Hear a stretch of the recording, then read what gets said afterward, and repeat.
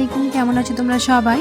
নতুন একটি ব্লগে তোমাদের সবাইকে স্বাগত জানাই। আশা করছি তোমরা সবাই অনেক ভালো আছো। আলহামদুলিল্লাহ আমরাও অনেক ভালো আছি। সকাল সকালই আজ চলে এসেছে হচ্ছে ওয়্যারিং মিস্ত্রি, মানে রান্নাঘরের আর বাকি যা কাজ ছিল সেগুলো আজ হচ্ছে।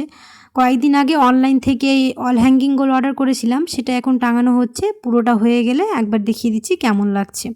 হয়ে গেছে টাঙানো, আর মাশাআল্লাহ দেখতে খুবই সুন্দর লাগছে।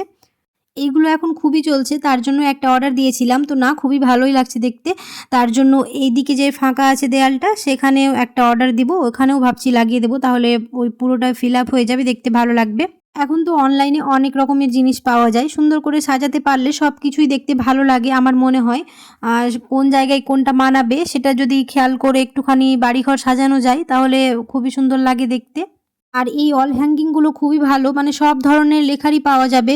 সে সূরা বলো বা যে কোনো আর লেখা বলো, সব ধরনের লেখা দিয়েই ওটা পাওয়া যাচ্ছে। আর দেখি এটা একটা সূরা দিয়ে ভাবছি অর্ডার দেব, ওটাও ভালো হবে। সকালবেলার দিকে তো সেরকম কোনো কাজ থাকে না, আগের ভিডিওতেও তোমাদের বলেছি সেরকমভাবে কিছু দেখানোর নেই। যা কাজ হয় ওই আসরের সময় থেকেই শুরু হয়। প্রত্যেক দিনই ভাবি যে ইফতারিতে ঠান্ডা জিনিস আর তেলে ভাজাটা অ্যাভয়েড করব, কিন্তু হয়ে ওঠে না। আমার মনে হয় বাঙালিরা সবাই এই তেলে ভাজার শরবত যদি ইফতারিতে না থাকে তাহলে খুব একটা জমে না। তো আজ বানানো হয়েছে হচ্ছে মিল্ক শেক, মানে ড্রাই ফ্রুট দিয়ে, আর বানানো হয়েছে হচ্ছে গ্লুকন ডি আর রুয়াবজা দিয়ে শরবত।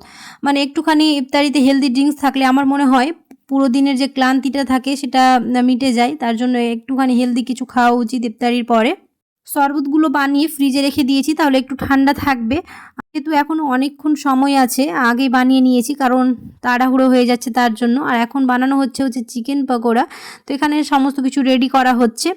খুবই সহজ পদ্ধতিতে বানানো হচ্ছে। চিকেনগুলোকে ভালো করে ধুয়ে নিয়ে ওর মধ্যে একটা ডিম দিয়ে রোজকার গুঁড়ো মশলা যেমন হলুদ গুঁড়ো, লঙ্কা গুঁড়ো, জিরে গুঁড়ো, ধনে গুঁড়ো, 1 চা চামচ আদা রসুন বাটা দিয়েছি, আর জোয়ান, যে কোনো ভাজা পোড়াতে জোয়ান দিলে খুব ভালো লাগে খেতে। তারপর গোলমরিচ গুঁড়ো, একটুখানি লেবুর রস, টমেটো সস, সয়া সস আর পরিমাণ মতো নুন দিয়ে ভালো করে মেখে নিয়ে এখানে একটা ব্যাটার বানানো হচ্ছে। একটুখানি ময়দা, নুন আর আদা রসুন বাটা আর একটুখানি লঙ্কা গুঁড়ো, হলুদ গুঁড়ো, একটুখানি জিরে গুঁড়ো, ধনে গুঁড়ো দিয়ে ভালো করে মিশিয়ে নিয়ে হালকা হালকা করে জল দিয়ে একটা শুকনো শুকনো একটা ব্যাটার বানিয়ে নিতে হবে।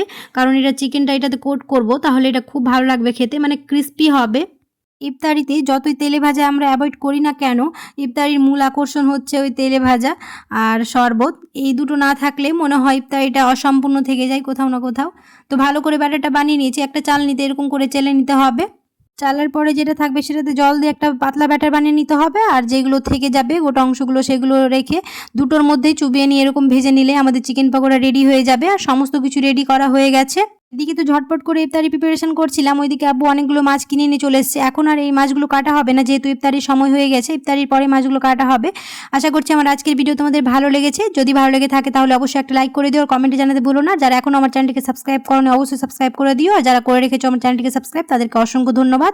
দেখতে দেখতে 8টা রোজা পার হয়ে গেল, আর এরকম করে 30টা রোজা পার হয়ে যাবে। তোমাদের রোজাগুলো কেমন কাটছে তোমরা চাইলে অবশ্যই আমাকে জানাতে পারো। আজকে ভিডিওটা বেশি বড় করছি না, এখানে শেষ করে দিচ্ছি। দেখা হবে খুব শিগগিরই পরের একটি নতুন ব্লগে। সবাই খুব ভালো থাকবে, সুস্থ থাকবে, সাবধানে থাকবে।